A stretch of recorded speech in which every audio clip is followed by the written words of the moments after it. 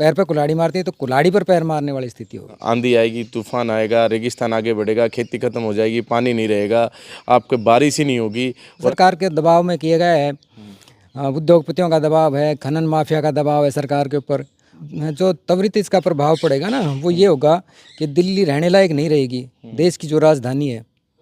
तो जब देश की राजधानी रहने लायक नहीं रहेगी तो लोग वहाँ से पलायन कर जाएंगे।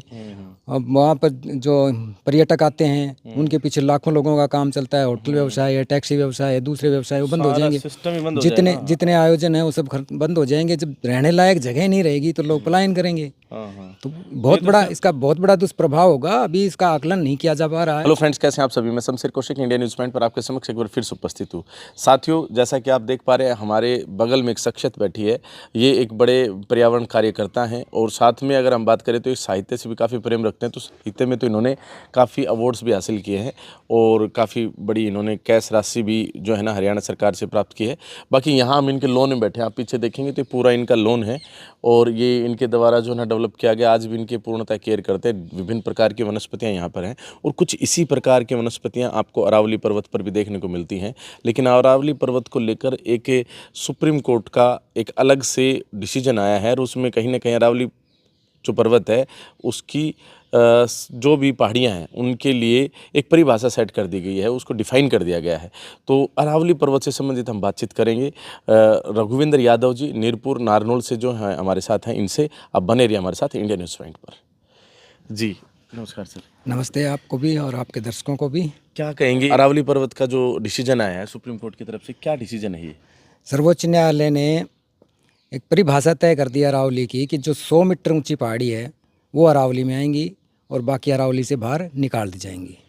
ये फैसला बहुत ही दुर्भाग्यपूर्ण और निराशाजनक है। लेकिन इसमें सर्वोच्च न्यायालय की भूमिका तो सिर्फ एक फैसला देने तक थी। ये सिफारिश के पर्यावरण मंत्रालय द्वारा एक समिति से करवाई गई हैं और उसके आधार पर ये फैसला आया। तो ये जो समिति ने मतलब कैसे मान लिया कि भाई 100 से नीचे की पहाड़ियाँ नहीं होती? कहते 250 करोड़ साल से अरावली पर्वत खड़ा है। नहीं, वो पहाड़ियाँ तो मान ली उन्होंने, लेकिन वो अरावली से बाहर निकलवा दिया उनको। कि उनमें खनन किया जा सकता है और हटाया जा सकता है। मतलब अब संरक्षित करने की जरूरत नहीं है। हाँ, संरक्षण से बाहर। अच्छा, ये अरावली पर्वत कहते हैं कि बहुत महत्वपूर्ण है, कैसे महत्वपूर्ण, एक बार दर्शकों को समझाएं। अरावली पर महत्वपूर्ण इसलिए है कि अरावली के ऊपर जंगल है, जीव जंतु हैं, पारिस्थितिकी तंत्र का जो महत्वपूर्ण हिस्सा है। इसके कारण हमारे यहाँ बरसात होती है। ये पहाड़ी की जो स्थिति है इनकी अरावली की, ये 4 राज्यों में है, दिल्ली से लेकर गुजरात तक। दिल्ली, हरियाणा, राजस्थान और गुजरात। हमारे यहाँ जो बरसात होती है, रेगिस्तान को जो रोक रखा है, ये सभी अरावली के कारण ही हो रहा है। अगर अरावली को बर्बाद कर दिया गया तो जल संरक्षण कानून, वन्य संरक्षण कानून और वन्य जीव संरक्षण कानून भी निष्प्रभावी हो जाएंगे। क्योंकि सिर्फ पत्थर नहीं काटा जाएगा, पत्थर काटने के लिए पेड़ भी काटे जाएंगे। पेड़ काटे जाएंगे तो वन्य जीव नष्ट होंगे और हमारा वायु प्रदूषित होगी और जल प्रदूषित होगा, बरसात नहीं होगी, बहुत सारे नुकसान होंगे। सब रेगिस्तान में बदल जाएगा। सब कुछ रेगिस्तान में, रेत फिर मतलब इधर आ जाएगी। हाँ, रेत धीरे धीरे रेगिस्तान बढ़ेगा, हरियाणा की तरफ बढ़ेगा, दिल्ली की तरफ बढ़ेगा। और दिल्ली तो अभी गैस चैम्बर है, अगर अरावली को नष्ट कर दिया गया तो बिल्कुल गैस चैम्बर बन जाएगा। और सिर्फ फिर दिल्ली नहीं, शायद फिर अपना हरियाणा, राजस्थान, यूपी सारा ही सेक्शन हो जाएगा। तो हाँ, 4 स्टेट तो सीधे सीधे प्रभावित होंगे, दिल्ली, हरियाणा, गुजरात और राजस्थान। बाकी भी जगह प्रभाव पड़ेगा उसका। जैसे जैसे पेड़ कट जाएंगे, पहाड़ कट जाएंगे तो रेगिस्तान धीरे धीरे बढ़ेगा आगे की तरफ। और बारिश वैसे नहीं होगी क्योंकि मानसून तो टकराएगी नहीं। बारिश नहीं होगी, जो पानी है वो जमीन में नीचे चला जाएगा, नीचे जमीन के नीचे भी नहीं रहेगा और ऊपर भी नहीं आएगा, सारा बंजर हो जाएगा। सारा का सारा बंजर हो जाएगा।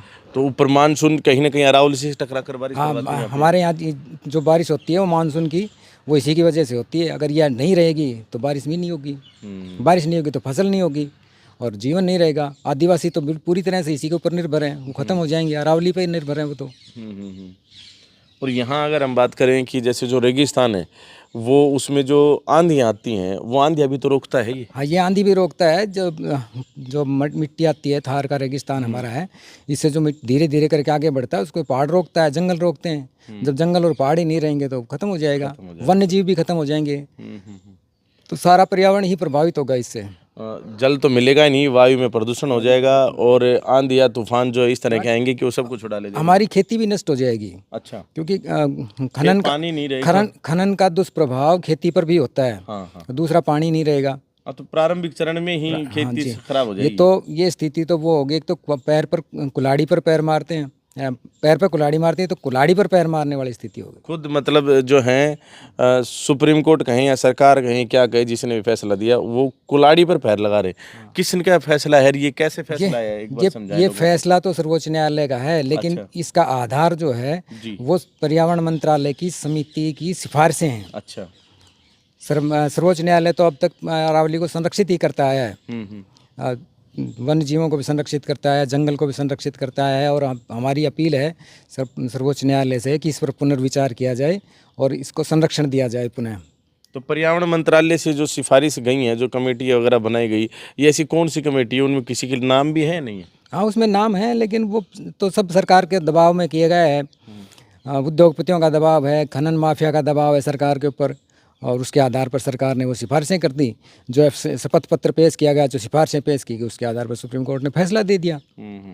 तो उसका मुख्य कारण तो वही है ना कि जो लोग खनन करना चाहते हैं, महत्वपूर्ण मिनरल्स हैं वो निकालना चाहते हैं, वो लोगों के लिए उनके हक में किया गया है सब कुछ।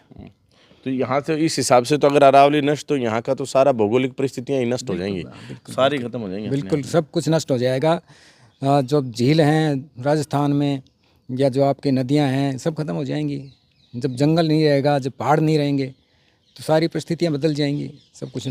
तो अब क्या हो सकता है? राजस्थान में तो हम देख रहे हैं कि कुछ हल्का फुल्का विरोध तो नहीं कह सकते, लेकिन हाँ आंदोलन टाइप में तो कुछ शुरू हो गया, धरना वरना देना शुरू कर दिए। जी बिल्कुल, मेन स्ट्रीम जो मीडिया है उससे ये मुद्दा बेशक गायब है, लेकिन आप जैसे लोग जो हैं वो इस मुद्दे को उठा रहे हैं। सामाजिक संस्थाएं भी आगे आ रही हैं, जो पर्यावरण के लिए काम करने वाले हैं, वो सर्वोच्च न्यायालय में पुनर्विचार याचिका दायर करने जा रहे हैं, और ऑनलाइन पेटिशन भी सरकार के पास फाइल कर रहे हैं।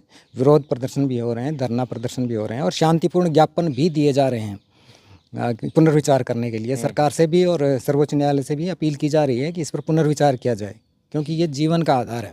जी। जो त्वरित इसका प्रभाव पड़ेगा ना, वो ये होगा कि दिल्ली रहने लायक नहीं रहेगी, देश की जो राजधानी है।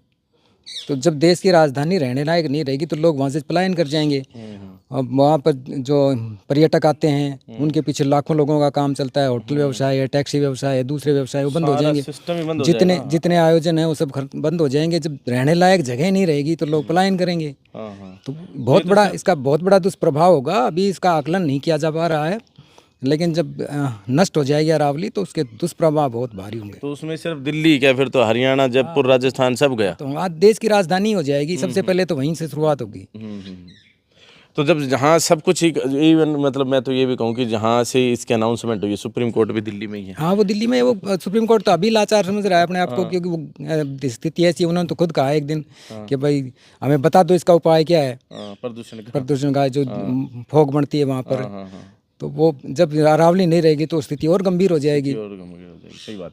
तो साथियों, आप क्या सोचते हैं इसके बारे में कि अरावली का जो निर्णय अभी आया है कि 100 मीटर से नीचे की जो पहाड़ियां हैं वो अरावली पर्वत श्रृंखला के अंदर शामिल नहीं मानी जाएंगी, वही पहाड़ियां मानी जाएंगी जो 100 मीटर से ऊपर है। इस प्रकार से अगर हम देखें तो 100 में से 90% ऐसी पहाड़ियां हैं लगभग जो अरावली के हिस्से आएंगी नहीं, और 8 से 10% ही जो है ना 100 मीटर से ऊपर पहाड़ियाँ बचेंगी। फिर आप मान के चलिए कि जब 90% पहाड़ी खत्म हो गया, पूरा पर्वत ही खत्म हो गया, तो फिर क्या ही कुछ बचेगा। और जैसा कि सर ने भी बताया कि 4 राज्य तो सीधा प्रभावित होंगी, और फिर धीरे धीरे जो है ना ऐसा क्लाइमेट सिस्टम बैठेगा कि सारा मतलब जो हमारा देश है उस चीज़ को किसी न किसी रूप में भुगतेगा जरूर। तो आज हम पर्यावरण प्रेमी जो हैं और पर्यावरण कार्यकर्ता रघुवेंद्र यादव जी हमारे साथ यहाँ पर उपस्थित थे। सर, आपका बहुत बहुत धन्यवाद। धन्यवाद आपका भी, और आप सभी का भी बहुत बहुत धन्यवाद। आपने इतना जो है ना समय दिया। और मैं चाहता हूँ कि अगर आपको लगता है कि अरावली बहुत महत्वपूर्ण हमारे लिए, तो बचाओ अरावली, अरावली बचाओ और सेव अरावली करके आप कमेंट कर सकते हैं। बाकी इस तरह की और भी सकारात्मक खबरें आपके लिए लाते रहेंगे। बहुत बहुत धन्यवाद। जय हिंद, जय भारत।